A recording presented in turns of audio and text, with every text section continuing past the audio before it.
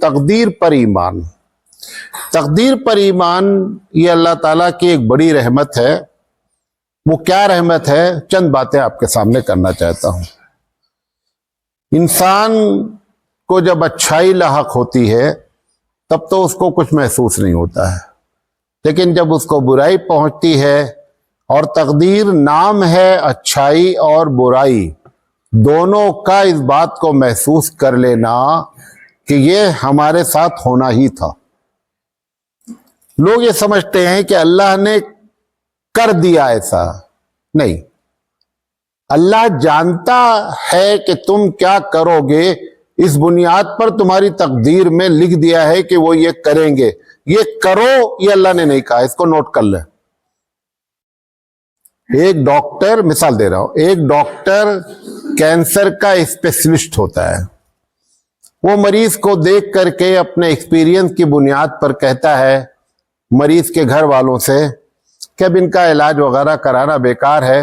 زیادہ سے زیادہ 2-3 مہینے کے مہمان ہیں، جو کھلائیے، بے مطلب پیسہ برباد نہیں کیجیے. گھر والے مریض کو لے کر گھر آ جاتے ہیں. اب اتفاق ایسا ہوتا ہے کہ 2 مہینے کے بعد مریض کا کیا ہو گیا؟ انتقال ہو گیا.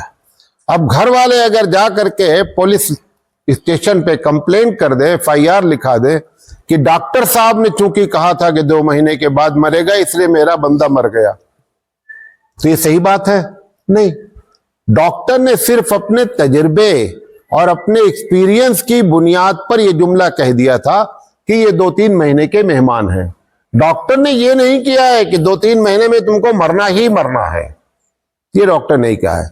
چونکہ وہ ایکسپیرینس کی بنیاد پہ کہا ہے، لہذا غلط ہونے کے بھی چانسز ہیں، اور ہوتا بھی ہے. پروردگار عالم کیا کرتا ہے؟ آپ جس وقت پیدا ہوئے ہیں، یہ اس سے پہلے ایک پیدائش ہوئی ہے، اس کی بنیاد پر کہ تم 70 سال میں کیا کیا کرو گے، تمہاری پوری فلم گھما دی گئی کہ یہ 70 سال میں کیا کیا کرے گا. یہ اس دن بھی لکھا ہوا تھا کہ تم آج مولانا سراج صاحب کا درس سنو گے بیٹھ کر کے، یہ لکھا ہوا تھا. اس نے یہ نہیں کہا ہے کہ سنو، یہ نہیں کہا ہے. وہ اپنے علم کی بنیاد پر لکھ دیا کہ یہ ایسا کام ہوگا. چونکہ وہ قیامت تک ہمیشہ ساری چیزوں کو جاننے والا ہے، اس بنیاد پر اس نے لکھ دیا. اسی کا نام تقدیر ہے. اب جب یہ بات یقین ہو گئی کہ جو لکھا گیا ہے وہ ہمارے ساتھ ہونا ہے، لیکن یہ لکھا گیا ہے علم کی بنیاد پر، زبردستی نہیں لکھا گیا ہے، لہذا اگر بندہ اس پر ایمان رکھے گا تو اس کو اطمینان ہو جائے گا کہ یہ میرے اللہ نے ہم سے زبردستی نہیں کرایا ہے، یہ میرے اپنے کرتوت ہیں جو ہو گئے ہیں. لہذا اس کو دین رحمت سمجھ کر کے کہ یہ ایمان لانے کی جو بات کہی گئی، ہم کو اس سے اطمینان ہو جاتا ہے کہ جو کچھ ہو رہا ہے اکارڈنگ ٹو شیڈول ہو رہا ہے، لہذا بندہ گھبراتا نہیں ہے. نمبر 1. نمبر 2، انسان کو اطمینان ہو جاتا ہے اللہ کی ذات پر کہ وہ ہم سے پیار کرتا ہے، ہمارے بارے میں غلط بات نہیں کرے گا جس سے ہم کو نقصان ہو. کیونکہ عموماً دیکھا یہ جاتا ہے کہ جس سے پیار ہوتا ہے اس کے خلاف کوئی پلاننگ نہیں کرتا. وہ ہر وہ کام کرنے کی کوشش کرتا ہے کہ جس سے میں محبت کرتا ہوں اس کو سکون رہے. اگر یہ آپ کو معلوم ہو جائے کہ میرا اللہ مجھ سے پیار کرتا ہے، یقین معلوم نہیں ہو جائے، یہ یقین ہو جائے کہ میرا اللہ مجھ سے پیار کرتا ہے، تو تقدیر میں جو کچھ بھی ہوگا آپ اس کو سمجھیں گے کہ یہ ہم کو دیکھنے میں برا لگ رہا ہے لیکن یہ ہمارے بھلائی کے لیے ہو رہا ہے. مثال کے طور پر ایک بچہ بہت گندا ہے، نالی میں گر گیا ہے، غلاظت لگا کے آیا ہے.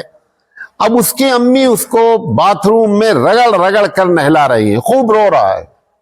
آپ باہر بیٹھے ہوئے ہیں، باتھ روم میں امی ہے، بچہ ہے.